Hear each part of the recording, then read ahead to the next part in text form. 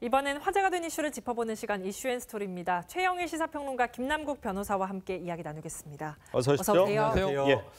자, 어제 한국을 대표하는 디자이너죠. 고 앙드레 김 선생님의 추모 패션쇼가 열렸습니다. 그가 세상을 떠난 지 벌써 8년이 됐는데 8년 만에 열린 패션쇼. 이 열린다는 게 쉽지가 않은데 참 멋진 패션쇼였을 것 같아요. 저는 8년 만에 열렸다는 게 상당히 시간이 오래 걸렸다 이런 생각이 듭니다. 10주년에 분명히 열릴 거고요. 그리고 15주년, 20주년. 저는 어제 패션쇼가 너무 감명 깊었기 때문에 울림이 컸습니다. 패션계에서 앙드레 김이라고 하는 이 브랜드가 어떤 자산인지를 깨닫는 계기가 됐을 것 같아요. 그러니까 앙드레 김 하면 우리나라 최초의 남성 디자이너 아니겠습니까? 그래서 뭐 62년에 창업을 했으니까 제가 태어나기 전에 시작을 해서 사실은 2010년 돌아가실 때까지 거의 한평생을 쉬지 않고 국내외를 누비면서 맞습니다. 패션쇼와 해마다 새로운 작품을 선보이면서 세계 패션계를 상당히 놀라게 했거든요. 그러면서 어제 제목이 리마인드 앙드레 김이었는데 이게 상기시킨다는 얘기잖아요. 앙드레 김을 우리가 다시 한번 상기해야 한다. 그래야 우리 한국 패션의 뿌리를 바로 알 수 있다. 이런 의미에서 어제 탑스타들이 뭐 대거 등장했는데요. 저는 저 장면 하나하나 보면서 생전의 모습이 떠올라서 그렇습니다. 마음이 좀 울컥하더군요. 이게 패션쇼가 한번 이렇게 하는 것 자체가 굉장히 어렵다고 합니다. 홍보하는 데만 홍보비가 수억이 들어가고 무엇보다 가장 중요한 게 사람들한테 감동을 줄 수 있는 이런 의상들을 준비하는 거라고 하는데요. 어제 있었던 패션쇼가 가능했던 것이 바로 아마 앙드레 김 선생님께서 살아계시는 동안에 맺었던 수많은 인연들 때문에 가능하지 않았나라는 생각이 드는데요. 어제 패션쇼가 특별했던 이유가 있습니다. 이게 전부 다 재능 기부로 이루어졌다라고 하는데요. 슈퍼모델의 이 모임이라고 하는 입상을 했던 사람들 모임이라고 하는 있죠. 아르메에서 주최를 하고 이 스텝이라든가 의상이라든가 분장이라든가 모든 이 스텝들이 앙드레 김 선생님과 함께했던 사람들이 다 재능 기부로 해서 이루어졌다라고 하고요. 또 특별했던 것이 또 과거의 그 앙드레 김의 의상이라든가 이런 것들을 그대로 또 재현하기 위해서 수개월 전부터 과거에 했던 패션쇼 영상을 다 함께 모여서 분석하고 또 그 중에서 또 가장 또 선보일 만한 의상이 무엇인지 고민해서 선보였다라고 하기 때문에 더욱 특별했던 그런 패션쇼가 되지 않았나 생각이 듭니다. 그렇네요. 이번 추모 패션쇼로 많은 분들이 다시금 앙드레 김을 기억하시게 될 것 같은데요. 사실 앙드레 김 선생님 하면은 정말 한국 패션 역사의 뭐 상증인이라고 해도 과언이 아닌 것 같습니다. 맞습니다. 저희 세대에는 패션은 앙드레 김. 근데 지금은 이제 그 뿌리를 딛고 우리 패션 산업이 상당히 좀 이제 가지를 폈죠. 35년생입니다. 그러니까 옛날 인물이죠. 그런데 고등학교를 졸업하고 패션계에 뛰어들어요. 그래서 당시의 최고는 남자 디자이너 최초라고 말씀드렸는데 최경자 디자인이 브랜드는 최고였어요, 국내. 거기서 이제 디자인을 배우기 시작을 해서 27살에 창업을 합니다. 살롱 앙드레. 그런데 이게 지금도 소공동에 있는 GQ 이 테일러라는 유명한 오래된 양복점의 한 귀퉁이에서 이 살롱을 시작을 한 거예요. 그리고 나서 창업한 지 4년 만에 국제 패션쇼를 주도합니다. 이 66년 제가 태어나던 해인데요. 파리에서 패션쇼를 하고 워싱턴에서 패션쇼를 하고 뉴욕, 유럽 돌면서 전 세계 패션쇼를 돌아가실 때까지 했어요. 제가 가장 기억 남는 거는 94년에 이집트 피라미드 앞에서 패션쇼를 했고요. 2006년도에는 캄보디아 앙코르와트에서 패션쇼를 열었습니다. 어마어마하게 멋있었죠. 그렇네요.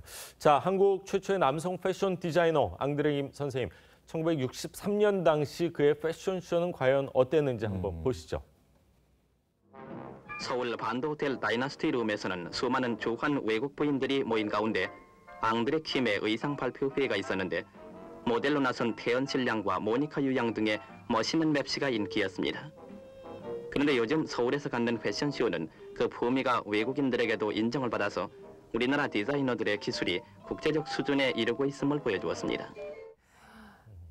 앙드레 김 패션쇼 하면은 정말 연예인들이 다 서고 싶은 그런 무대로 유명했는데 이때도 정말 당시 최고의 스타가 또 무대에 섰다면서요. 올라와서 깜짝 놀랐습니다. 아까 모니카 유, 태연실 씨만 해도 저 때는 최고의 이 탤런트였거든요. 그런데 그보다 더 상위에 탑 탤런트, 탑 배우가 섰으니 바로 우리가 잘 알고 있는 얼마 전에 작고하신 예. 최은희 씨였습니다. 네. 63년도에 반도 호텔 다이너스티 룸에서 열린 패션쇼거든요. 그 당시 60년대 최고의 스타들. 뭐 그뿐 아닙니다. 당대에 뭐 문희 씨라든가 이 앙드레 킴의 런웨이에 한번 서보지 않으면 스타가 아니다 할 정도로. 그래서 제가 더 놀라운 건 뭐냐면요. 60년대 저러한 전통을 만들어 놓고 사실 돌아가실 때까지 현대까지도 저기 장동건 씨, 배용준 씨, 뭐 김희선 씨 네. 거의 모든 스타들은 다 앙드레 킴 선생님의 런웨이를 거쳐갔다라고 말해도 과언이 아니겠습니다. 예, 네. 1963년도에는 또 앙드레 김 선생님이 이 결혼식 예복으로 화제가 된 커플이 있었죠. 최고의 커플이었죠. 64년도. 네, 예. 64년도인데요. 네. 원조 톱스타 커플이라고 할 수 있는 신성일 엄앵란 커플이 네. 예복을 입었습니다. 네. 1964년도 예복이기 때문에 지금의 예복과는 조금 상당히 다른데요. 그 예복을 좀 찾아보니까 이 어깨 라인, 목선까지 옷이 올라와 있고 그다음에 또 팔을 가리는 어떤 그런 옷이었기 때문에 예. 사실상 지금의 어떤 그런 어떤 디자인과는 다른데 그 당시에 해외에서도 이게 굉장히 주목을 받아갔고 해외 언론에서는 화려하면서도 뭔가 순수함을 머금은 예복이다. 네. 화려함과 어떻게 보면 순수함이라고 하는 게 함께 조화가 되기 어려운데 그런 게 가능해서 이 해외에서는 이게 동양의 마술이 아닌가라고 이렇게 평가할 정도로 굉장히 좀 인기가 많았던 것 같습니다. 네. 예. 유행커께서도 예. 앙드레 김 선생님이 디자인하신 예복을 예. 직접 입었다고 하시는데 맞습니다. 정말 영광이셨을 것 같은데요. 그럼요. 네. 앙드레 김 선생님이 이제 전화가 오셨어요. 제가 결혼한다는 소식을 보고는 저한테 딱 전화가 와서 지금 저 사진 예복이 나가고 있어요. 출처 개인 아니 수장입니다. 지금 옆에 네. 뿌옇게 한 사람은 제 집사람인데 왜 얼굴을 주었어요? 저렇게 하면 뭐 이혼한 줄 알겠는데 잘 살고 있습니다. 예. 앙드레 김 선생님이 전화를 하셔가지고 유정현 씨가 제 옷을 입으면 너무 기쁘고 영광스러울 것 같은데 제 옷을 좀 입을 수 있습니까? 그래가지고 선생님께서 해주시면은 저하고 집사람이 같이 잘 입겠습니다 해서 사실 저 옷을 아직도 잘 간직을 하고 있어요. 신랑 예. 신부 세트로 네. 해주셨던 거군요. 그렇죠. 예. 그리고 와. 앙드레 김 선생님은 결혼식뿐만이 아니라 이 장례식에도 정말 많이 참석을 하시고 네. 대한민국에서 뭐 최고의 외국 뭐 그 클래식 뭐 오페라 다녀오거나 네. 아니면은 뭐 그 오케스트라 다녀오거나 예. 하면은 항상 맨 앞줄 오른쪽에 그 하얀색 옷을 입고 항상 자리하셨을 정도로 네. 부지런하신 분이 앙드레 김 선생님이 맞아요. 아니었나 그런 생각이 듭니다. 무려 18년 전인데 외모가 정말 방부제신 것 같고요. 사실 이 무대에는 정말 연예인들, 정말 최고의 연예인들이 섰잖아요. 그 앙드레 김 선생님이 이 무대에 세우는 연예인, 스타의 뭐 기준이 있습니까? 기준은 순수함이었다고 해요. 네. 내면의 순수함이 드러나는가. 왜냐하면 이유가 있는데 예. 앙드레 킴 선생님은 평생 흰 옷을 입으셨습니다. 예. 이 거기다 칼라로 매칭하는 거는 딱 하나 있는데 붉은색 체크무늬 머플러 정도였어요. 정말 다 앙드레 킴 하면 저 어릴 때는 왜 우주복 입은 사람이 나왔어? 막 그랬는데 하얀색 옷으로 풍성한 느낌. 예. 그러다 보니까 흰색을 즐겨 쓰다 보니 이 모델 자체가 순수함이 느껴지지 않으면 이 칼라랑 매칭이 안 된다고 생각을 네, 한 거예요. 그렇겠네요. 제가 네. 그래서 못 썼네요. 네, 저한테 순수함이 없었나 봐요. 그런데 이게 예. 패션 디자이너들이 가장 선호하는 색깔은 블랙이에요. 예. 블랙은 핀만 잘 떨어지면 그렇죠. 웬만하면 멋있어 보이고 네. 그리고 이제 패턴을 넣지 않아도 그냥 깔끔해 보이거든요. 예. 패션 디자이너들이 가장 어려워하는 색이 바로 이 화이트, 백색이라고 합니다. 예. 그런데 거의 백색을 평생 운명의 컬러로 여기고 흰색으로 주로 작업을 하다 보니까 웨딩 예. 드레스들이 주로 많이 나오고 또 남성복, 여성복 모두 다 이 화이트입니다. 근데 여기서 이제 제가 깜짝 놀랄 얘기는 안정환 80년대 씨도 참 많이 섰네요. 많이 네. 섰어요. 그러니까, 예. 안정환 씨도 워낙 이 훈남 아니겠습니까? 예. 대표적으로 스포츠계에서는 순수함이 또 있나 보네요. 순수해 보입니다. 지금 예. 방송을 열심히 하시는데 지금도 순수함이 안정환 있어요. 선수죠. 네. 네. 정말 많이 섰습니다. 네. 그런데 사실 최고는 네. 마이클 잭슨 아니겠습니까? 네. 국내 정말 말씀하신 대로 국내 스타뿐만 아니라 네. 해외 스타도 관심을 보일 정도로 앙드레 김 선생님의 옷은 정말 인기를 많이 끌었습니다.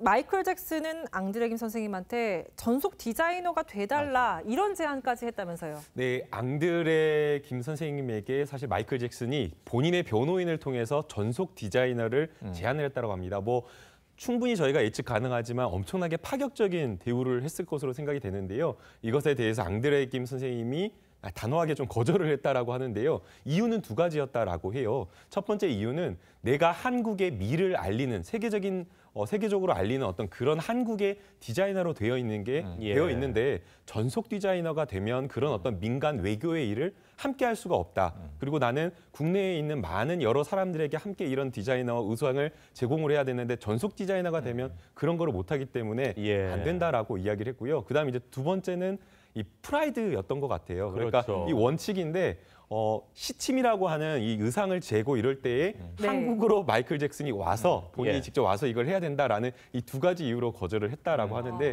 그만큼 또 앙드레 김 선생님께서 가지고 있는 그런 한국적인 멋을 살리고자 하는 그런 뜻이 있지 않았나 생각이 듭니다. 정말 부지런히 정말 열심히 사신 분이 앙드레 김 선생님이 아닌가 하는 생각인데 본명은 김봉남 선생님인데 저는 생전에 사실 김 선생님이 이렇게 불러본 적이 단 한 번도 없고 항상 그냥 앙 선생님, 안 선생님 했는데 그게 사실은 일상적인 표현이었습니다. 김 선생님 참 그립습니다. 언젠간 또 뵐 날이 있겠죠. 자, 두 분 말씀 여기까지 듣겠습니다. 감사합니다. 고맙습니다.